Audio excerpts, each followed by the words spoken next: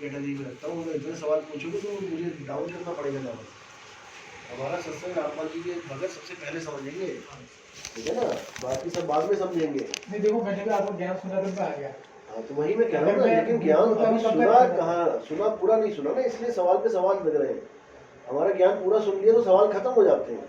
वो सवाल पता नहीं क्यों खत्म नहीं हो रहे। अभी ऐसे खत्म हुए थे, एक नंबर से सुनना स्टार्ट। हाँ आपने बीच बीच में से सुना, दिक्कत ये आ रही है। आप एक नंबर से स्टार्ट करो, 52 तक आते आते तुम्हारे 52 अक्षरों का ज्ञान छूट जाएगा। ये वेद पुराण गीता भागवत सब खत्म हो जाएगी, तुम 52 तक पहुंच जाओ केवल। ये मैंने बड़े तरीके से सत्संग बनाए हैं। आपने सत्संग तो अच्छा है, इसमें एक तो मन है, मन का हट जाएगा, अपन ध्यान करेंगे कि तो आवाजें आती है। हाँ अलग तो आवाजों में पहचान बताएंगे ना असली कौन सी है। तो जैसे मेरे एक तो रेगुलर चलती है। हाँ नहीं उससे कुछ नहीं होने वाला, वो ब्रह्मनाद कहते हैं उसको, जो रेगुलर चलती है ना। कहीं भी चले जा तुम एकदम शांत जगह पे एकदम चलने लग जाएगी। सुन कई बार थोड़ी ज्यादा है तो मैं और भी सुनने की कोशिश करता हूँ। वो तेज कम होती है, उसमें यही प्रॉब्लम है। जो तेज और कम हो रही है इसका मतलब वो माया के अधीन है। जो चीज कम और ज्यादा होती है वो माया के अधीन होती है। जो परमात्मा का आवाज, परमात्मा की आवाज है वो एक रस, एक अखंड अविनाशी, वो कम ज्यादा नहीं होती, वो एक ही होती है और एक से ही काम बन जाता है। साईं की सतनाम।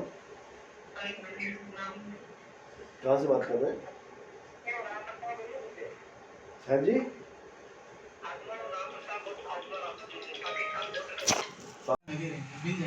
होगा क्या अपना, होगा क्या, धुन में धुन समा जाएगी और क्या। ये भी तुम्हारी एक धुन है। जब ये शरीर छूटेगा अपना, शरीर छोड़ने से पहले अनुभूति हो जाएगी तुम्हें कि तुम कैसे रहोगे। मकान छोड़ने से पहले एक बार किराए का कमरा देखने जाते हो कि नहीं जाते हो? देखते हो ना, हाँ यार रोशनमान ठीक है, रोशनदान ठीक है, खिड़की ठीक है, सड़क ठीक है, सब कुछ है, ओके करके जाते हो, तब जाके अपना सामान उठाते हो। इसी प्रकार इसी शरीर में रहते घर माही घर दिखावे। ये कबीर साहब की, नानक साहब की बाणी है कि घर में रहते हुए तुम्हें एक घर दिखा देंगे कि वहां रहना है कि नहीं। तुम कहोगे मैं इसको छोड़ के जाने नहीं चाहता, ऐसा हो जाएगा तुम्हारे साथ। फंस जाओगे ना एकदम, इसमें एकदम फंस जाओगे, जिसमें चल रहे हो ना उसमें फंस जाओगे, फिर निकल नहीं पाओ, किसी भी तरह से निकल नहीं सकता है इसमें। और ये सत्संग सुनो, समझ में आए तो फिर आगे बढ़ो। हाँ पुस्तक तो ले आएंगे तो सारे संशय भ्रम भी खत्म हो जाएंगे। हाँ कोई बात नहीं। फोन आया था आपको भी एक भगत का थोड़ी देर पहले? अभी नहीं आया? चलो आएगा अभी। मैंने आपका नंबर दे दिया, एड्रेस पूछेगा खीकड़ी का। चलो सब जो भी है उसको बता देना। आप ना मुझे एड्रेस भेज दो, आप एड्रेस भेज दो जहाँ का वो है सत्संग है का, बस होगा। एड्रेस भेज दो मुझे, कल आ जाएंगे आपके पास।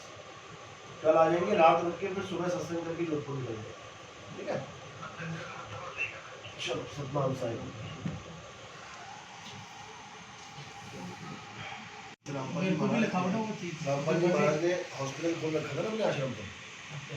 मैं तो कभी गया नहीं, मैं तो बात नहीं गए। मैं गया। रामपाल जी महाराज खुद अपना इलाज करवाते थे डॉक्टर। हाँ बिल्कुल, जिसकी उन्होंने अर्जी भी लगाई कोर्ट में कि भाई मुझे मेरा डॉक्टर दे दो, उसकी दवाई मुझे सूट करती है। अब दुनिया को तुम कह रहे हो कैंसर ठीक हो जाएगा, ये हो जाएगा, वो हो जाएगा, कैंसर का बाप ठीक हो जाएगा बिना दवाई के, और तुम अपने लिए डॉक्टर की अर्जी लगवा रहे हो। मैं तो ज्ञान उनका ज्ञान सुन करके फिर जुड़ा। हाँ नहीं ज्ञान, मैं तो कहता हूँ हर गुरु का ज्ञान सुनो, कोई जरूरी नहीं कि हमारे पास ही आओ। अगर तुम्हें वहाँ ज्ञान अच्छा लग रहा है तो वहाँ लगो और सच्चे मन से लगो। कहीं भी जुड़ो, सच्चे मन से जुड़ो और उस चीज़ को प्राप्त करो जो चीज़ वो बता रहे हैं। उसको तभी छोड़ो जब लगे कि हाँ अगला ज्ञान उससे आगे का है, या इसको लास्ट तक प्राप्ति करने के बाद भी मेरा कुछ नहीं बनेगा। जब दो चीज़ें आ जाए मन में तब आगे बढ़ जाना चाहिए, मतलब मत बढ़ो। तीन गुण और तीन ताप एक ही तो चीज़ होती है। हाँ। एक ही चीज़। तीन ताप तीन गुणों के द्वारा होते हैं। तीन ताप में आता है जैसे किसी को तन मन मानसिक तीनों आ जाते हैं। हाँ। जब इससे हट जाएगा तो अपना भी एक तुम आ जाए। तन मन और दैविक तीनों ताप। तो मुझे भी वो चीज़ है उस चीज़ की तरफ दृष्टिकोण करो। देखो ऐसा है, जो शरीर जहाँ बना है जिस लोक में, उसी लोक में विलीन होगा। वो तो इसी में होगा। हाँ, और लेकिन उसके प्रभाव रहेंगे उसमें, उसके सब प्रभाव रहते ही हैं। किस पे नहीं हुआ तीन ताप का बताओ? सब पर होता है। न चाहते गुरुओं हुए भी को होता है। गुरुओं को तती तंगी में बैठाया गया, वो भी शरीर छोड़ के गए, गर्दनें काट दी गई, क्रूस पे चढ़ा दिया गया, क्योंकि वो लोग इससे ज़्यादा कुछ नहीं कर सकते शरीर को मारने के अलावा। जैसे कबीर साहब जैसे आए धर्मदारी में, तो वो कैसे प्रकट हुए मतलब? कौन कबीर साहब? हाँ, क्योंकि वो इन गुणों में है ही देह नहीं। में भी थे और विदेह में भी थे। वो देह जब उन्हें वो उनके देह साथ तो- अत्याचार करते थे तो आप जन को तो ये देही वाला लगते थे, लेकिन वो जब भक्त को मिलते थे अपने पुण्य आत्मा को, जब वो विदेह भी होके बताते थे कि देखो देखो विदेह। तुमने वो देखा है ना इंद्रधनुष, हाँ, देखने में है ना 7 रंग, हाँ, तुम जाओ रस्सी लेके पकड़ के लेके आओ उसको, नहीं। क्या पकड़ पाओगे? नहीं पकड़। बस इसी तरह जैसे वो रंग दिखाई दे रहे हैं तुम्हें, हाँ, तेज पुंज में है वो, प्रकाश रूपी है वो। जब पानी की बूंदें गिरती है तो सूर्य का प्रकाश बूंदों में से जब गुजरता है तो 7 रंग को छोड़ देता है, और वही बहुत सारी बूंदें होती हैं, वो सब में 7 रंग चलते चले जाते हैं, चलते चले जाते हैं। इंद्रधनुष हो गया। इसी प्रकार कबीर साहब का जो शरीर है वो तेज पुंज का है, प्रकाश रूपी है। नहीं तो फिर वो आता वो फिर वो अरे भाई उनकी पावर को तुम क्या डिफाइन कर रहे हो? वो कुछ भी कर सकते हैं, वो विदेही हाँ, पुरुष है, उनके लिए कुछ भी नहीं है ये सब, कुछ भी नहीं आया। कुछ भी नहीं है उनके लिए। हम लोग के लिए है ऐसा कि वो ऐसे कैसे आ गए, ऐसे कैसे गए। तो अपने को वो पाना ना मतलब मेन। अरे वो नहीं पाना है भाई, वो पाना होता तो हमारे बीच में आ जाए, बैठ जाए, पा लिया उसको। तो वो मिले हर आदमी परमात्मा को पाना चाहता है ना, वो आ ही गए खुद ही धरती पे 600 साल पहले, 600 उन्होंने साल पा पहले लिया, थे। खत्म करो, मुक्ति हो जाए। परमात्मा को दैहिक रूप में नहीं पाना है हमने, विदेह। परमात्मा को विदेह रूप में, और हमने परमात्मा होना है। अगर हम परमात्मा नहीं हुए, यानी हम उस अवस्था को प्राप्त नहीं कर पाए जिसमें परमात्मा बैठा है, हम फिर वापस आ जाएंगे। वैसा डॉक्टर बनना की पड़ेगा। क्लास में आप बैठे हो कि डॉक्टर को पाने के लिए बैठे हो? आप डॉक्टर बनने के लिए बैठे हो। आप डॉक्टर जिस दिन बन गए उस दिन आप डॉक्टर कहलाओगे, नहीं तो बैठे स्टूडेंट ही कहलाओगे, कंपाउंड के कंपाउंडर बन जाओगे। और क्या हुए? डॉक्टर बनाता है, इंजीनियर बनाता है, इसी तरह गुरु बनाता है, विदेही गुरु बना देता है। देही गुरु आपको देही तक ही सीमित कर देगा कि तू भी देही, मैं भी देही, चल मेरी सेवा कर। इससे ज्यादा वो कुछ नहीं बोलेगा। यहाँ तक कि तुम्हें अंत समय तक अपनी देही के पीछे लटकाएगा कि तू इंतजार करना, मैं आऊंगा, परमात्मा आएगा मेरे रूप में। सारे ही कहते हैं कि एक का नाम क्या लेना है, सभी कहते हैं, क्योंकि वो खुद ही नहीं समझ पा रहे कि मैं देही नहीं हूँ। अगर वो ये समझ जाते कि मैं देही नहीं हूँ, वो एक बार भी ना कहते कि इंतजार करना, परमात्मा मेरी देही के रूप में आएगा। क्यों आएगा परमात्मा? उसकी अपनी देही नहीं क्या?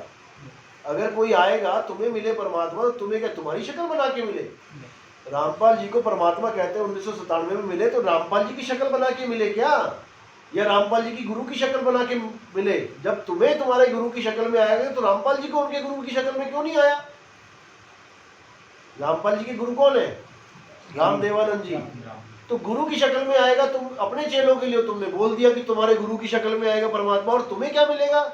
तुम्हें तुम्हारी शक्ल में मिलेगा या तुम्हारे गुरु की शक्ल में मिलेगा? यही बता दो हमें, किस स्वरूप में आए परमात्मा? तुमने पहचाना कैसे उसको? नहीं जवाब मिलेगा। तुम्हें लटका दिया अपनी देही के पीछे कि मेरे रूप में आएगा। तुम बताओ तुम्हें किस रूप में मिला? उनका कहने का मतलब ये था उनको कि कबीर साहब के परमात्मा रूप को में वैसे मिला। अगर जैसे काल ब्रह्म भी अगर आ गया, रूप हाँ। बनाकर आ सकता वो, तो वो जब आएगा तो अरे एक भाई तो मैं मेरा- ये कह रहा हूँ, तुम्हारे पास आएगा, तुम अपना स्वरूप बताओ ना। तुम ये बताओ कि मैं रामपाल जी था और 1997 में परमात्मा मुझे इस स्वरूप में मिले। किस स्वरूप में मिले? कबीर साहब के स्वरूप में मिले। कबीर कबीर साहब का स्वरूप क्या है? दाढ़ी और फोटो टोपी तो वाले। दिए नहीं, दाढ़ी कमाल कर दी। दाढ़ी और दाढ़ी टोपी तो वाले। दी रखी है। वो तो कितनी बार सत्संग में बोला उन्होंने कि दाढ़ी क्या बोला उन्होंने? नहीं, दाढ़ी नानक वाला- जी की वाणी में भी है, वो ऐसा पुरुष मिला जिसके मोटे मोटे नैन, तीखी तीखी नाक। तो जिसकी मोटे मोटे नैन, तीखी तीखी नाक है, और तुमने गुरु बना लिया छोटे छोटे नैन और फीकी फीकी नाक, तो उसको अपनी आंखों अपने रूप में आना चाहिए ना, मोटे मोटे नैन और तीखी तीखी नाक में। उनका भी मतलब तुम्हारे वो गुरु बता रहे हैं। चाइनीज है। नहीं जैसे बता रहे हैं ना, मतलब कि अरे मतलब ये बता ही रहे हैं ना, मैं यही तो कह रहा हूँ, गलत बता रहे हैं। वो जो बता रहे हैं वही गलत बता रहे हैं। मैं तुम्हें मिला मोटे मोटे नैन, तीखी तीखी नाक, अब मैं किसी और को मिलूंगा तो छोटे छोटे नैन, फीकी फीकी नाक में थोड़ी नहीं मिलूंगा। अगर मेरा कोई स्वरूप है तो सबके लिए एक है। मेरी फोटो देख के सारे बता देंगे नितिन दास है कि तेरे लिए अलग है, तेरे लिए अलग है, तेरे लिए अलग है। ऐसा नहीं है भाई। अगर रामपाल जी महाराज को परमात्मा अपने स्वरूप में मिले तो तुम्हें भी उन्हीं के स्वरूप में मिलेंगे। सही बात है। उनको तो कबीर साहब के रूप में मिलेगा। जब रामपाल जी ने पहचान लिया, नहीं तुम देखो, क्यों नहीं पहचान मैं तो पाओगे? देखो ये था कि जब उन्होंने वो जेएनयू की पोस्ट पर थे और उस सिचुएशन पे उन्होंने अचानक से उन्होंने बोला कि 99 से उनके अंदर वो ज्ञान खोले, उनको आदेश दिया कि सारा नाम उस नाम का खोल क्या दो। नाम दिया? उसके ये जो नाम दिए वो कहते हैं सतनाम का संदेश हुआ था 1997 में कि सतनाम खोल दो। सतनाम खोलने को बोला ना, ओम सोम खोल दो। चलो मैं तुम्हें लेके चलता हूँ कितने पंथों में जहाँ ओम सोम पहले से ही दे रहे हैं। नाथ पंथ में पहले नाथ पंथ में युगों युगों से चल रहा है। उनसे पहले ये तो जैसे बात अरे उनसे पहले की बात कर रहा हूँ भाई, वो तो अभी आए हैं। ऐसे ऐसे कान पाड़े गुरु हैं जो कान फड़वा देते हैं, ओम सोम जाप उन्होंने करते हैं। कितने चले हमारे पास आए उन्होंने हैं। तो 1988 में नाम लिया था रामदेवानंद जी से, हाँ। तो फिर उससे पहले भी सोम नाम चल रहा है ना। नहीं, फिर उन्होंने जरूर जैसे उनको आदेश हुआ तो ओम सोम नाम उन्होंने कहा कि ये मैंने खोला आके, ओम सोम सतनाम। रामपाल जी के लिए ओम सोम सतनाम है। वो कहते हैं कि मैंने खोला, मुझे आदेश हुआ कि सतनाम खोल दो, और उसके बाद सार शब्द का आदेश हुआ कि सार शब्द खोल दो, सार नाम खोल दो। समझ रहे? टाइम आ गया अभी इसका खोल हाँ, दिया। तो सतनाम तो पहले से ही खुला हुआ है। अगर वो ओम सोम है तो नाथ पंथ वाले उनके ओम बाद सोम देते हैं। वो भी इन्हीं देवी देवताओं की पूजा करते थे। फिर उसको जब आदेश हुआ तो उसके बाद वो भगवान की दिव्य बुद्धि से जो सारे खोल दिए, वेद पुराणों में सब में से बता दिए। भाई देखो, फिर समझ लो, वेद पुराण से बता दिया, अच्छी बात है, लेकिन जो मूल ज्ञान है वो वेद पुराणों में भी नहीं है। वेद कितने भी झूठ नहीं भाई, झूठे हैं जो समझे ना। एक तो ये बोल दिया, एक बोला वेद हमारा भेद है, हम वेदन के माही, जौन वेद से मैं मिलूं वेद हो जानत नहीं। जो वेद भी नहीं जानते वो तुम्हें क्या बताएंगे। कबीर साहब ने तो यथार्थ ही था। हाँ, कबीर साहब ने बोला है सार को पकड़ो, वेदों के सार को पकड़ो, गीता के सार को पकड़ो। सार सार तो गही रहो, थोथा दे उड़ाए। सार क्या है? आत्मा ही सार है। अब उन्होंने ये भी है कि जब पुरुष आता है मतलब और अपने हर युग के अंदर एक नाम का आविष्कार करता है, हाँ। और उसी से फिर वो संसार पालता है। हाँ। वैसे तो उनके अनेक नाम है, अनेक अब नाम कितने नाम करोगे? वही तो मैं कह रहा हूँ, किसने नाम करोगे? छोड़ो तो सब। हर युग के अंदर जो एक नाम दे जाते हैं तो फिर उस नाम से करते हैं। चले कलयुग तेरा नाम है धरा, देखो, कलयुग से नाम से पार हो जाता है। कलयुग में कौन से नाम से पार होते हैं? सतयुग में कौन से नाम से पार होते हैं? अब ये लोग देखते हैं ओम सोम सत कबीर, ये सत कबीर देखते हैं जो कलयुग में हुआ था। सतयुग में तो कबीर था ही नहीं नाम, वह तो सतसुकृत था, मुनिंद्र था, करुणामय था। कबीर तो अब कलयुग में आया है, तो इसका मतलब तुम कलयुग वालों को ही नाम पार कर रहे हो, उनके कलयुग वाले नाम को पकड़ के बैठ गए हो। तो अब वो तेरे यही तो नाम चलेगा। भाई नाम अभी आपने सत्संग नहीं सुने, क्यों? पूरी रात ऐसी बीत जाएगी। आप सत्संग सुनो, आप 52 अक्षरों को समझ लो और 52 सत्संग सुन लो हमारे, उसके बाद आप आके बैठ जाओ। ये बोलने वाली स्थिति में नहीं है। हाँ, ये बहस खत्म होने वाली नहीं है। पता नहीं कितने आए ऐसे बैठ के, रामपाल जी के भगत कितने चले गए, ना उनके कुछ पल्ले पड़ी ना हमारे पल्ले पड़वा सके वो कुछ, ठीक है ना? कुछ नहीं होने वाला इससे। जब तक तुम्हें 52 अक्षर ही नहीं पता है, कबीर कैसे बोलोगे? बोलो, कैसे पैदा कैसे होता है नाम? दुनिया का कोई भी नाम है, कैसे पैदा होता है बताओ? हम शब्द हम माई। अरे तो वही तो मैं कह रहा हूँ, वाणी बोल रहे हो, समझ नहीं रहे हो उसको। उन्होंने वो शब्द दे दिया, नहीं। वो शब्द चलते आ कौन रहे। से शब्द दे दिया? वो जो ये तो बताया किस कौन सा शब्द? कबीर सब तो हिंदुस्तान वालों को ही दिया केवल, अंग्रेजों को क्या दिया? है? हिंदी के शब्द देने थे उन्होंने, और अंग्रेजों को, जापानियों को, चाइनीज को, इटालियन को, उनको शब्द कौन देगा? कि हिंदुस्तानियों का ठेका ले लिया कबीर साहब ने। क्योंकि अपने इधर ही धार्मिक लोग। अरे भाई, ना ना, कबीर साहब ने तो कहा है कि जो